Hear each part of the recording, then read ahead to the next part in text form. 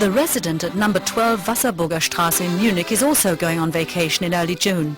Hitler's mistress, Eva Braun, has her sights set on Italy. As always, she takes a small camera and colour film along. Chief pilot Hans Bauer personally flies the holidaymakers across the Alps. The party also includes Eva's mother Fanny, her sister Gretel, and the wife of Hitler's personal physician Annie Brandt.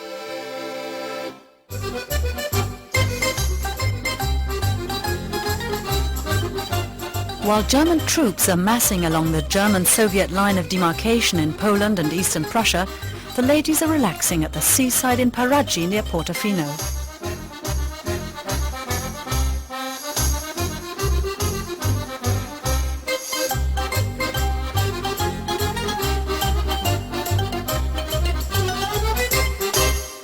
At dawn on June 22, 1941, Operation Barbarossa is launched.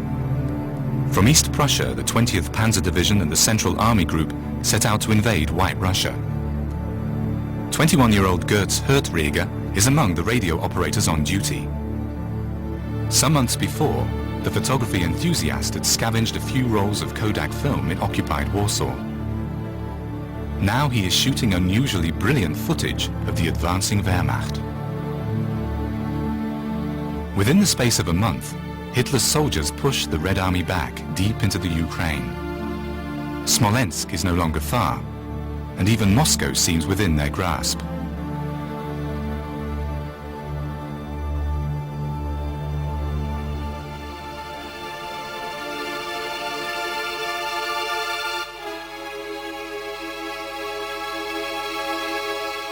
Hundreds of thousands of Soviet soldiers are taken prisoner. At the Führer's instructions, political commissars are to be executed immediately. All others are crowded into makeshift prisoner of war camps. Those who survive are deported to Germany to do forced labor.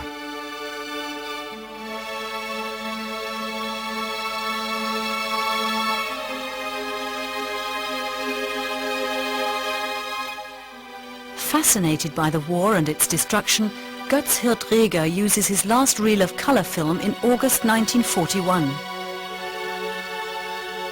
When he later submits the film for developing, it's confiscated.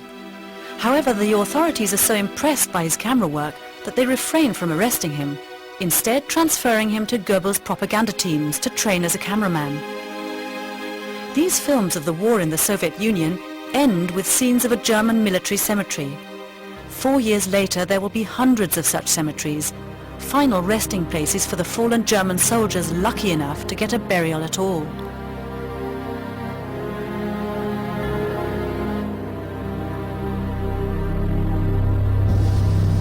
At roughly the same time, an armada of ships is lying at anchor in the port of Halifax.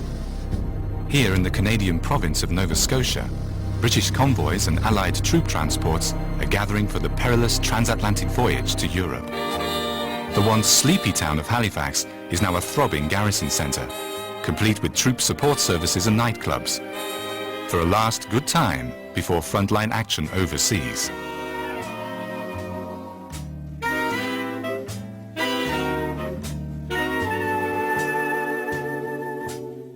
In August 1941, Britain's Prime Minister Winston Churchill is visiting Canada. He'll shortly be meeting US President Roosevelt to proclaim the Atlantic Charter, the new order of peace to succeed Hitler's defeat. But first, victory has to be won. Fire! Fire! Fire! Excerpt from a Canadian propaganda film. In war, a nation must be forthright, for the art of war is largely the ability to marshal the entire resources of a people: ships, tanks, planes, and guns.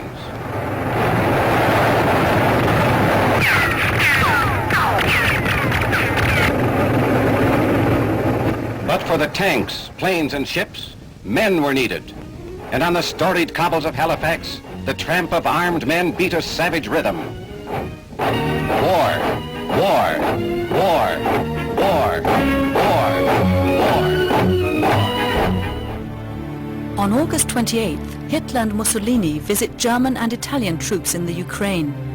The German dictator is at the zenith of his power. no potentate since Napoleon has controlled a greater part of Europe. Russia will henceforth be ruled by German Führers, Hitler proclaims in one of his interminable monologues.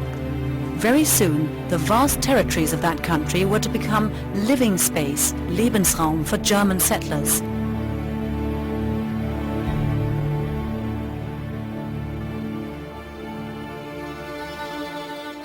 From the very outset, Hitler's invasion of the East is a war of extermination against the civilian population. Scenes from the occupied town of Pleskau in the Ukraine. Heinrich Himmler's special forces behind the front have begun their mission of extinguishing the Jewish population. Mass SS executions are the order of the day. From time to time, such executions are also carried out by regular army troops. In the war against Stalin, the Wehrmacht loses the last vestiges of its self-respect.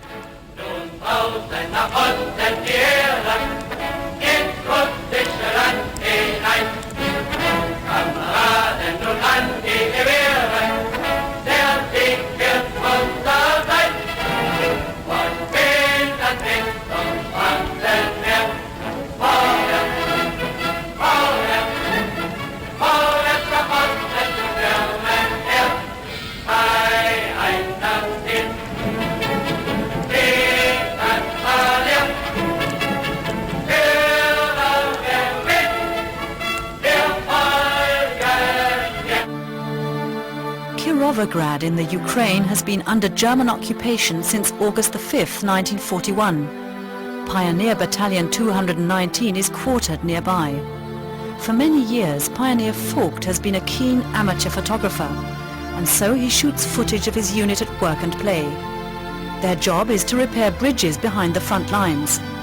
These are not propaganda reels, but rather candid shots of a war that will turn into a nightmare for these soldiers within a few weeks' time. The German advance will soon be halted, not by Stalin's armies, but by the bitter cold. The Pioneer Battalion erects log cabins as shelter against the harshness of the Russian winter.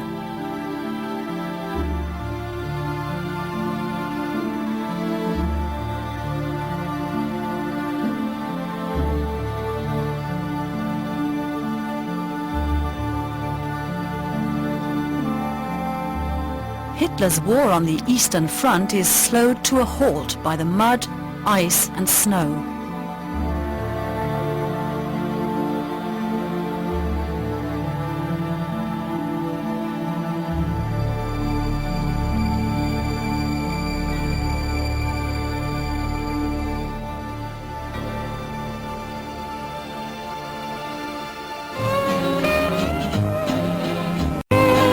Hawaii, February 1942. For some weeks now, this small island paradise in the Pacific has been the war's focus of attention. On December the 7th, 1941, Japanese warplanes had attacked the US military base at Pearl Harbor, wreaking havoc.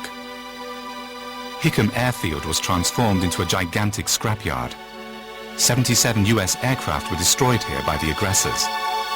29 Japanese planes shot down by the air defense units.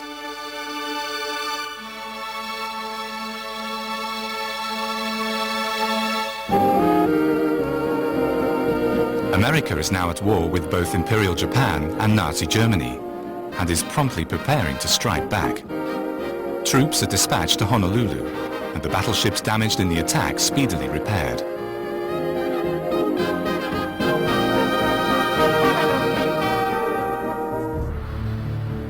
On behalf of the US Secret Service, the OSS, Hollywood doyen John Ford has come to Pearl Harbor to make a film. He and his camera teams witness America's preparations for war. Hawaii these days is a truly strange place, Ford reports in a letter. Barbed wire everywhere, belated safety measures of all kinds. The hysteria of this defensive mood is very confusing to me.